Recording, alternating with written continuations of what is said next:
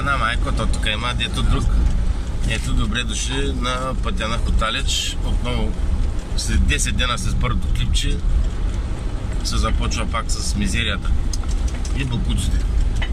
Тъй си стоят 10 дена, даже са оголемили ейги. Тук, оп! Тъй автомобила. Здрасти. Отиваме на другата спирка на Хоталич, лозарска среща, където също е пълен хаос. Не зная дали ще се умре от коронавирус, от пневмония или от други болести, но от мизерия със сигурност ще умрем. 40 дена стоят тези бокуци, тук е те наредени, гледай какво става тук, камара 15 метра. Ами то трактора тук е момчето сега. Маря, мабриче, чакай тук да... камарата, гледай. Да, тъй си стои. Дали има камиончи, дали всяка сутрин тук, нали минават, брамчат, вземат кошовите, ни казвате там във фирмата, аджа бъче пълно с бокуци, бе!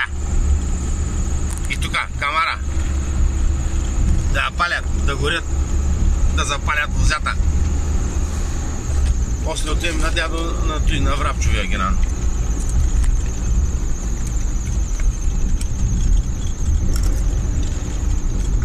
Тук не е по-различно.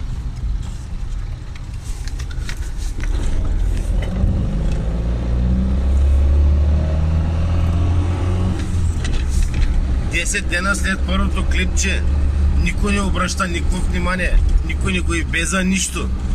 Плащат са данъци, вземат са парички, изкарват са проекти, продукти, мородукти. Гледай какво става тук на Герана. На Герана 40 дена стоите и нещо, долу да има заровен човек, някой да изгни. 40 дена, гледай, камара да си ибе.